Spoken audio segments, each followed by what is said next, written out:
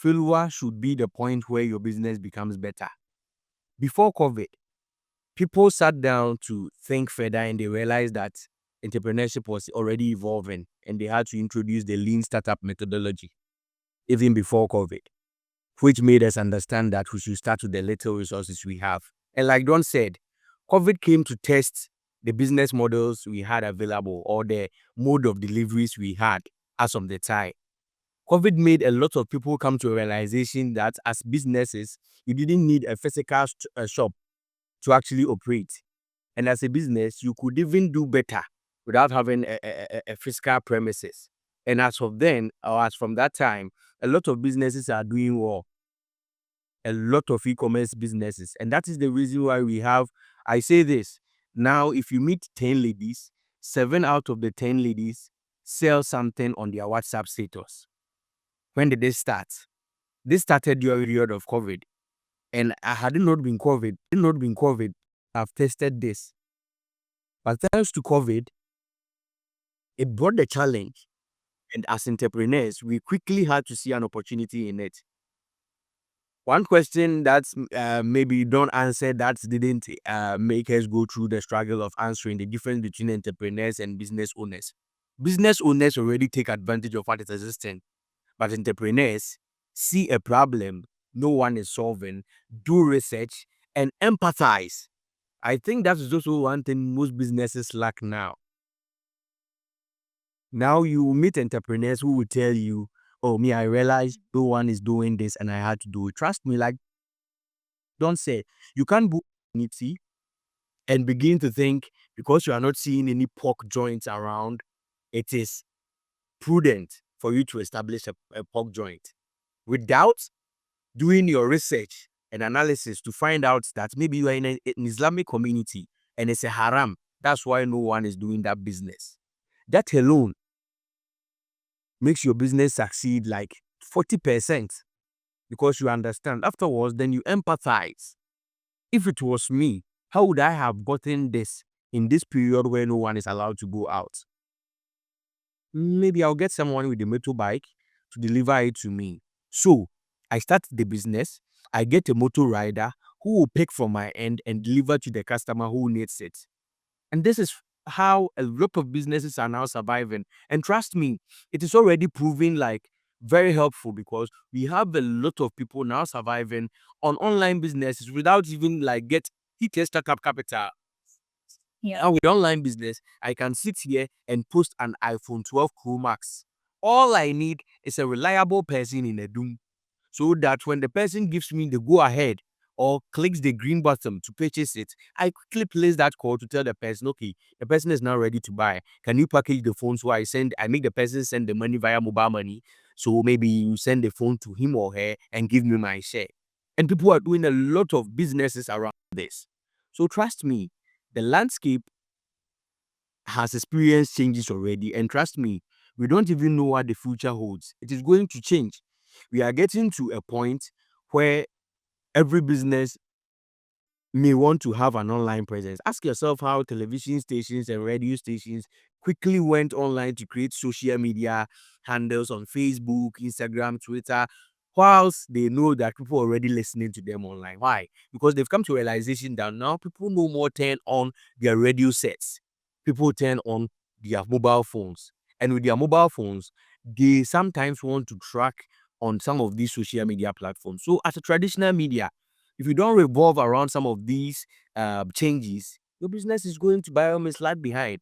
Because how am I supposed to be loyal to an FM station I can't access online? What if I happen to travel outside of the locality? How will I be able to access it? But if I get it online, I know I can be loyal to it because I can patronize this wherever, whenever I want to. Tell us, Ferdinand, you have been training people for several years now, over 5 years now. How would you define the entrepreneurial mindset? Is it passion? Is it energy? What is it? And even is passion enough to build or make a business succeed? So the issue is about the mindset entrepreneurs should have. And what is that mindset? Okay. If for me, if you ask me, I will tell you that an entrepreneur should have the mindset of resilience, okay, of adaptability, all right, of, in other words, change. Okay, you're not static, you're not so fixed on, you are not the type that A is A, no matter what happens, A is A. You must be a risk taker, okay? And when I say risk taker, you should take calculated risks, not just any risks, right? Where people see challenges, you see opportunities. The truth of the matter is that the road of entrepreneurship is not a rosy one. Normally, we see the Ibrahim Mames, the McDans, the Sam Jones, the Elon Musk, and all the entrepreneurs, flying in their private jets. And all we see are the fruits, but we do not look at the labor. We do not look at what took them to that stage.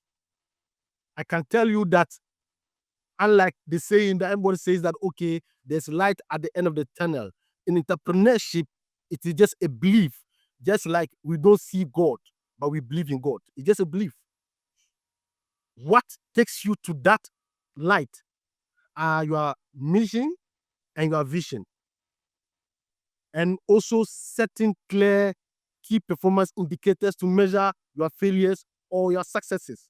So your successes will tell you the direction you're going, that, okay, I am moving towards hitting the target. Your failures, the evaluation of your failures will tell you that things are not going right and you are likely not to hit that target. At the end of the day, I must tell you that entrepreneurs, you have to sleep less. You can't sleep like an ordinary person. You have to build strong networks.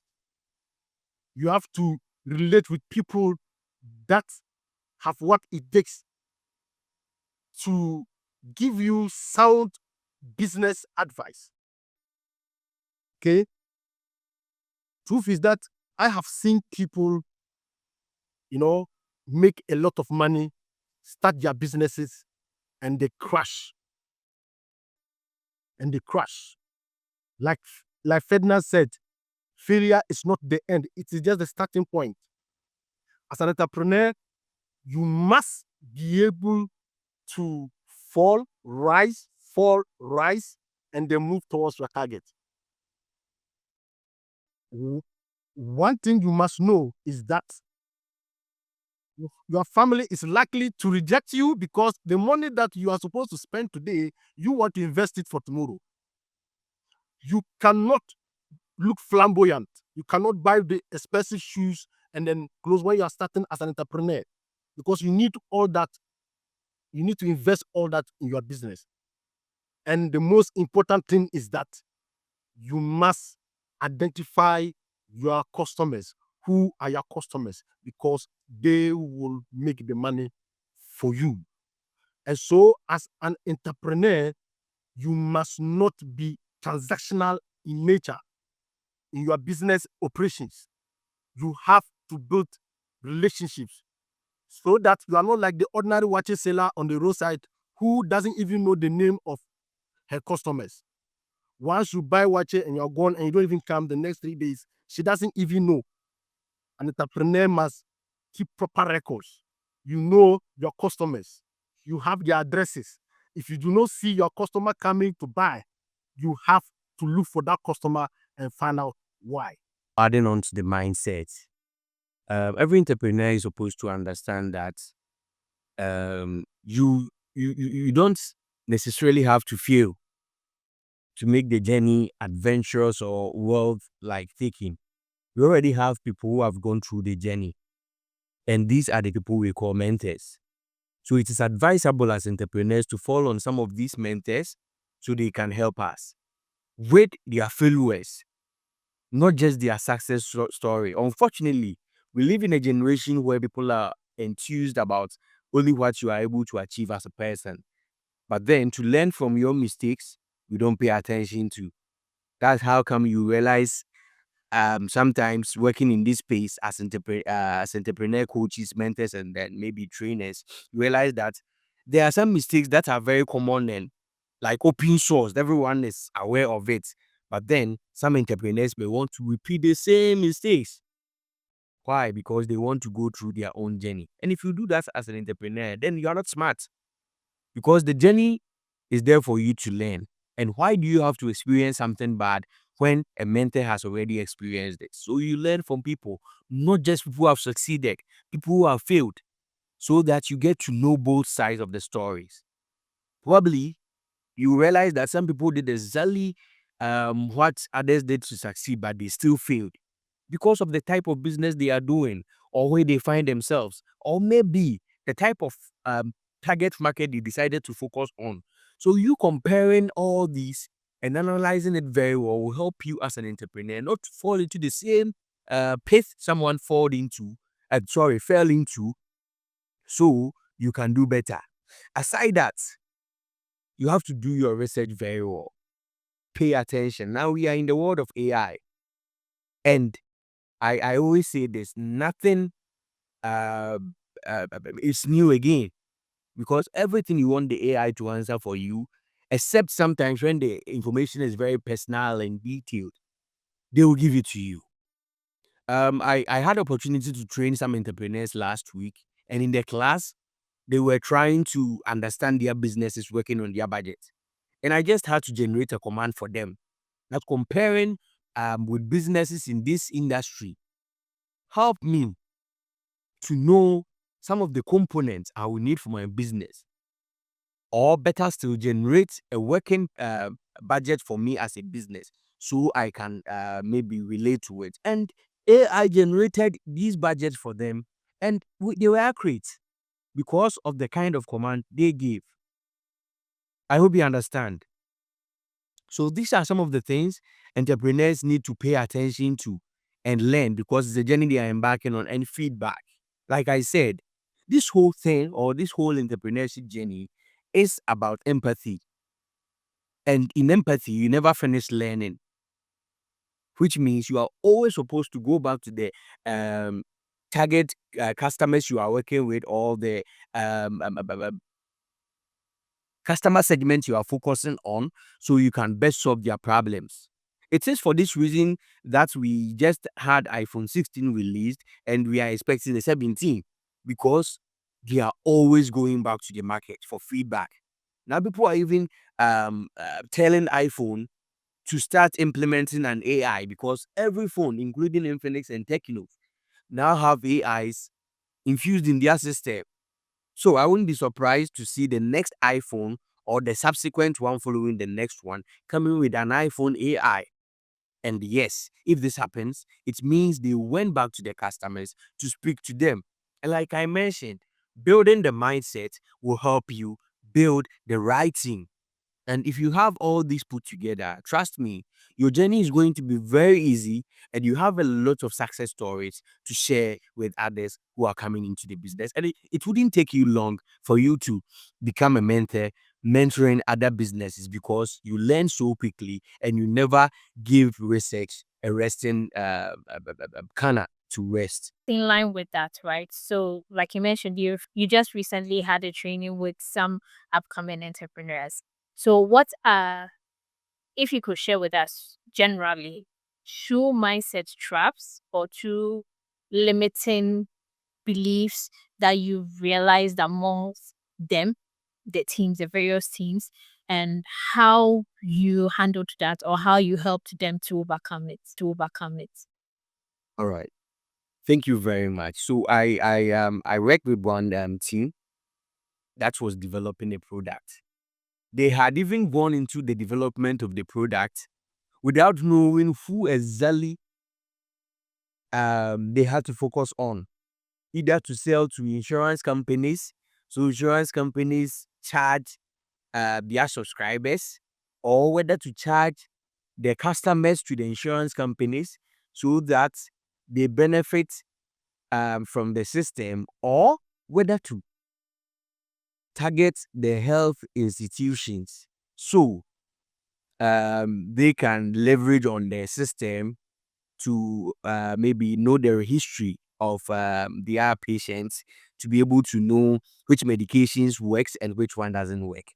And they had gone into the production of this software platform already without doing their market research. So mostly when we say market research, people prefer to fall on just what they found on the internet. But trust me, market research should first have a target group or a target a customer segment you are looking at, so that you can best focus on these customer segment to do your research to know what they exactly need. I always use this as an example. The person to have developed the wheelchair may not necessarily have been a cripple, but then through empathy, he was able to observe how the cripple sucks to be able to generate something that could make them comfortable sitting in, so that their movements became easier. That was true empathy. And that's one thing most entrepreneurs don't pay attention to. One thing I can never speak without mentioning is about team building and team formation. Entrepreneurs mostly, before you even, they even start with what they want to do, they may have built a team. So you realize that in a team, they are all software developers. Then the question then becomes, if the business is to scale, who is going to make it possible? If the business is to go out, who who is going to follow up? Who is even going to take the product itself in form of sales to the customers? People don't think about all these, but trust me, in the beginning of whatever you want to do, you should know what you want to do, and who can help you achieve it. And if you miss this, you will miss the whole entrepreneurship journey, and you may even think those you brought on board came to maybe fuel your failure. But trust me, that may not be their mindset. But for lack of a better understanding on your side as the business leader or the owner, you miss the whole thing by not forming the right team based on the right skill set you needed in being able to solve whatever problem you saw or whatever need you realized you could generate solutions to. So trust me, team formation is one thing a lot of entrepreneurs miss from the beginning. Awesome. Thank you, sir. Thrive. Make sure you are building a correct team. Make sure that all the information that Ferdinand and Don have shared regarding team building, you are putting them together to build a strong team to make your business thrive. So Don, just before we move on to the next segment, right? I would also want to hear from you. I know you worked with a lot of young people and a lot of startups, particularly up north Ghana. Um, Maybe majority of them are from rural areas, and they have certain kind of mindset and things that may limit um their participation or them being able to build very successful businesses. What are two mindset traps or limiting beliefs you have observed or heard among upcoming entrepreneurs or first time founders, and how have you helped them to shift or break away from that pattern?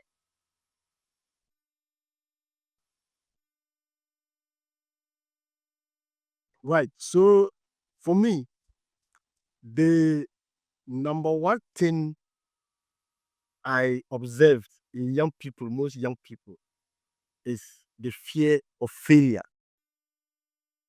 The fear of failure. How about if this doesn't happen? My name is everywhere. If I start this thing, it doesn't work. The shame it will bring to my family. I would have lost money.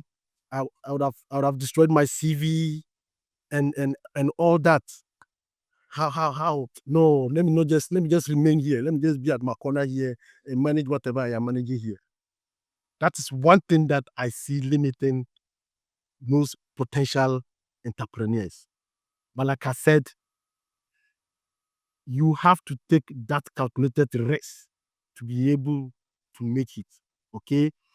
Of course, it's not going to be easy and success is not guaranteed. But then you have to work towards success. And so that's one of the things I have seen. The second thing is complacency. As young people as we are, the energy, complacency. Once the first task is successfully executed, then complacency sets in. You go to sleep and assume that, oh, I've done it before, I can do it again. Young people, one of the things that is limiting us is complacency. You ask for two, but let me add two. Another thing is indiscipline. In entrepreneurship, if you are not disciplined, you will not make it. Let me give you a practical example. In Tamale here, I ride a bike most of the times. Once I am riding towards a fuel station, and the fuel station attendant does not stand up to receive me, I ride past to the nearest fuel station. This is practical. Once I'm riding towards, I'm curious to know why. I'm curious to know why. so I am coming to buy fuel. I'm just using that as an example. And you are sitting there with your phone. Then I have come. You are still sitting down. Look, you are looking at me. Then you're like, how much do you want to buy? Once you see me coming towards you, I expect you to stand up. Number two, 6 a.m. should be 6 a.m. 7 a.m. should be 7 a.m.